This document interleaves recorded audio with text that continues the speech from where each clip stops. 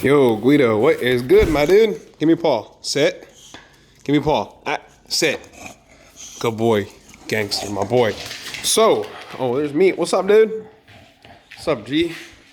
As you guys can see by the title and the thumbnail, boost is the biggest question mark I get asked. Are you gonna boost it? What are you gonna do? You're gonna do Pro Charger? You're gonna do Whipple? And I've been talking to my boy Derek, and you guys remember the East Coast Mustang tour we did, and I've been thinking, what should I do with Apollo? Because it's kind of hard to make content up where I live. There isn't much going on. There isn't much to do. It's kind of like I got to make my own thing happen between this car, Ricky, and the GTR. You guys really don't see much of the GTR because, I don't know, it's just the GTR. I don't really feel like driving it. I love driving it, actually. It's just, I don't know. I just don't want nothing to happen. It's my baby.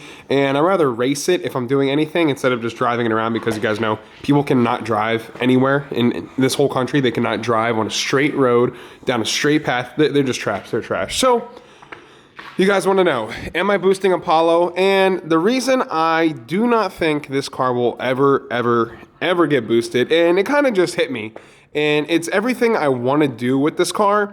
Boosting it and taking it to the next level and kind of start leaning on things, that's where it kind of gets a little iffy. So you guys know I absolutely love to race Apollo. I race this car probably more than anything I've ever owned. The Fox body, just, I don't know, there's something about this car. I love driving it. I love being an S550. And it's super fun to race and super fun to make content with, and it hangs with a lot of cars that are 100, 150, 200 horsepower faster than this car. And even it beats some of them at Pocono, which is it's crazy. It's all motor, and it's one of those things like, that people look at it, they don't think it's that fast, and it kind of shocks the world. I mean, it really, really does. But the main reason I don't want to boost Apollo is because one day, like when we do another tour, I want to be able to get in this car from my garage, as it says, full bolt-ons, E85, pump gas, whatever the case may be. I want to drive it to California, or I mean, not really California right now because it's not the best, but you guys get where I'm going with this. I want to go on tour and drive from place to place and be able to have my drag pack in the car, be able to make passes with it, be able to race it. And granted, I know it's not the fastest. I'm not really chasing a number, and I just enjoy being behind the wheel and absolutely wheeling the car. It's just something about that. I don't really need to be the fastest guy out there or have the best time sliver, like whatever the case may be. Like, I'm not chasing a number. I am not battling to be number one, because I already know there's always someone that's going to be out there with a faster car. And every time I drive this car, it's just another reason not to boost my S550. Make 700-800 wheel in S550 Gen 3.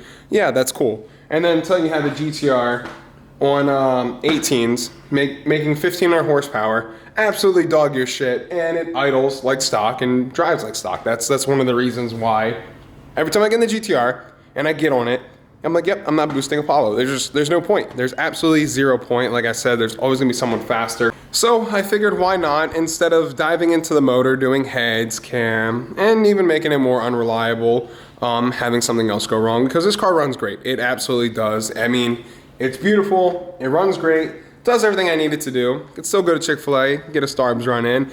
So I ordered something, and it's actually in the car right now. I tried to install it Saturday. Absolute fail. I could not get it to save my life. It's a new seat for Apollo, and I told you guys before I was looking for GT350 seats. I wanted to do something cool, do my own design on the seat, and I was like, seeing people weigh them, it's not really that much of a big difference for Apollo. It's not anything special. So, and I love the regular GT premium seats. The heated cooled factor, I didn't want to lose that, especially anyone that rides with me, gets in the car. It's just a nice feature to have, especially long road trips, back starts killing you, heated seats, done deal. So like I was saying, I had something to install in Apollo on Saturday, and that was the whole purpose I was filming. But it didn't go as planned, like most of my videos, like about 70%. Didn't go as planned, and I wasn't able to install it because the bracket was not lining up. And I can throw in a clip of showing you guys, because I still have all the footage, and I was out here for like 6 hours trying to make this happen, and I just kind of threw the wrench and I said, screw this, I'm not doing it. I'll drop it off at the shop middle of this week, because I do think they're going to have to drill a hole. I do not know why the bracket is not lining up. Let me go ahead and show you my seat that weighs 9 pounds. And granted, the reason before I open this door, I want to tell y'all, I was ready to spend about $3K on GT350 seats and gonna make a match and send them to an upholstery shop to put Apollo on the seat. And I was like, why would I do that? I'm only saving like maybe 20 pounds total. I'm losing the heated and cooled factor. I love the regular GT premium seats. They're super nice as is. How about I just be able to take my seats out and put one super badass racing seat in there? So I'm going to save a stupid amount of weight. Between the sub and the two seats, driver, passenger, and the rack in the back, I am close to almost 200 pounds in weight savings. And that's even adding. It came out to like 185 with this seat. So 185 pounds saved in drag racing world is a huge difference. So as you can see, I went with a Tillet full carbon fiber. This is as raw as carbon gets. Like I had this thing ceramic coated. I do need the pads for it. I was debating on getting them or not. I don't know. I do need to change this one because I want to put Apollo in white right at the top. Remove the Tillet. It looks nice, but I really don't like the yellow. It doesn't go well with the car. So you guys can see, had the bracket on there and the new mount. Absolutely nothing would line up. But in the process, I was taking out the passenger seat. I had the driver's seat taken out. And I was getting ready to remove all the stuff in the rear, and I was like, you know what, let me take a break. Let me actually get the seat installed. Couldn't get it, nothing lined up, and yeah, that's where we are. So this is my new seat for racing. It's something different, you know. Like I was saying, it wasn't as much as the GT350 seats. It was expensive, don't get me wrong. I do think it's well worth it because me staying all motor, I'm gonna need everything I can get, and that's the point of this. I want to be able to get everything I can out of Apollo. That is the whole purpose, and I want to be able to drive it to California and back with absolutely zero issues. That is the goal. That is the reason why I'm like diving more into the lighter weight mods and not necessarily ripping apart the engine, the transmission, rear, like anything along that nature. I really do not want to get myself into that. All right, guys, so we are running into a little bit of issue. There's 0 videos on YouTube. This whole kit came with absolutely 0 directions. So we've been kind of just winging it. I don't mind that, but when I keep running into the same issue multiple times and then I have to take everything apart again and put it back together, it kind of gets annoying and old. So I'm gonna show you exactly what the problem is. Let me just walk you through from step 1. So I installed the brackets outward because this is Tibble Racing or whatever the freaking name is on the outside. And I looked up pictures and all of them, everyone installs it the same way. But as you can see, I have the bolts lined up for the top. And mind you, I didn't even put the sliders on. I took the sliders off because it wasn't even lining up with the sliders. So I was like, okay, let me see if I can just get it to line up with the bracket. And mind you, this bracket does say 2015 plus Mustang GT. And these are the rails. And I checked all the dates and everything. I mean, not the dates, like all the stickers. Everything says Mustang, like it's made for the Mustang. But you can see, it's not lining up with the hole there, or anywhere else. And I'll take these out and show you guys how far it's off. Like there's no way I would have to drill this bracket that is brand new. It says Mustang GT. And I watched Ken from Palm Beach Dyno's video. He mentioned the holes weren't lining up either on his, but his video didn't clarify or show anything. He kind of just, the next thing, it was just installed in the car. So I don't know. I'm going to have to call the company probably Monday, but I'm going to still keep trying to work on this. And it just doesn't make no sense. And you know, I was this close to pulling the trigger on a Gen 5 Whipple. When I tell you this close, I was this close. I was like keying in my credit card information. And then like the thought kind of hit me because I've been telling my boy Derek, you guys know Derek Barron Productions. We went on the tour together and we had the most amazing time. And the amount of cool people we met, the experience it was just amazing. And we were having you guys know, we had a little bit of trouble with Lucifer. Didn't want to start in the morning and it was just a stupid key fob. But the simple fact of having to worry about a fully modified car that's boosted, and granted, we are going 4,000 plus miles on a trip. It's a little nerve wracking and it's a little nervous. Like and plus, another thing with that, you don't want to beat on the car. Like I was straight running the shit out of Apollo there and back, 90, 80 miles an hour, whatever the case may be, and then doing a little bit of racing. Didn't get to do as much racing as I wanted, but granted, on the next tour, that is what me and Derek are 1,000% adding in. We will be at track events. We are going to be doing like our small little cash days, YouTubers versus subscribers, something like that, where me and Derek can battle it out in our Mustangs. Derek is getting a new Mustang. You guys will have to go check that out on his channel. I'm not letting y'all know what it is. No hints, no nothing, but it is badass. all 10 gears of it. It is super sick. So that is the little hint for y'all. And it is awesome, and that is something I want to do with mine. I want to be able to race it at when we do these tours. I want to go there, even if it's an autocross, if it is a dig race event, eighth mile, quarter mile. I don't even care what the case may be. I just want to have a good time, be able to race Apollo, and you guys be able to see this car in action, see me drive the car, have a good time, chill, and I'll teach some of you guys how to be able to launch your car off the foot brake, pedal it out, things like that along that nature, because I know a lot of guys are more timid when it comes to racing. They're nervous. They don't want to be that guy. And I was telling Derek that I'm like, a lot of people, because I get so many questions of people wanting to learn, and I guess the fear of them getting bashed on social media is a little nerve-wracking. And I mean, I know it is, because it only takes one mistake, and mistakes are a part of learning things. You're gonna fail 9 times out of 10 before you master something. And I say that to everyone, and whoever comments, like hate comments, like on people like that, I really don't care for. It's just kind of like one of those things. It's like, you just gotta brush it off. Don't even acknowledge stuff like that. Just go learn whatever you love to do it to the fullest and enjoy it, because that's the whole point. And also, to even mention, when I was this close to ordering the Gen 5 Whipple, I was like, you know, let me just see. You guys know Midnight Performance. They're like one of the top tier shops when it comes to building these 10 speeds for the Mustangs.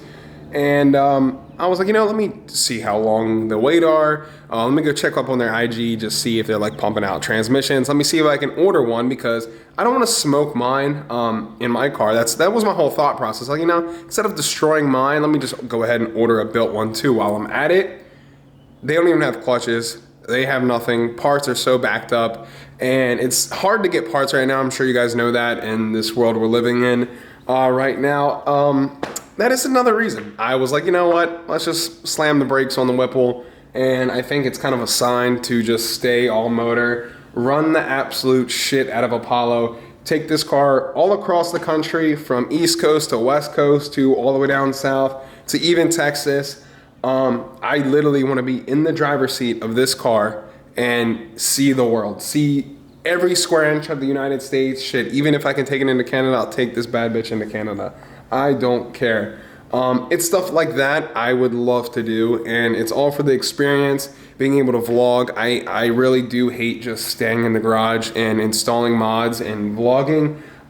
When we were on tour and doing the whole trip and everything, just being in the car, being able to pick up the camera and going from point A to point B and meeting so many people. Me and Derek will say the same thing back to each other all the time. It's one of those things that's like, it's almost breathtaking. It's the most humbling experience ever.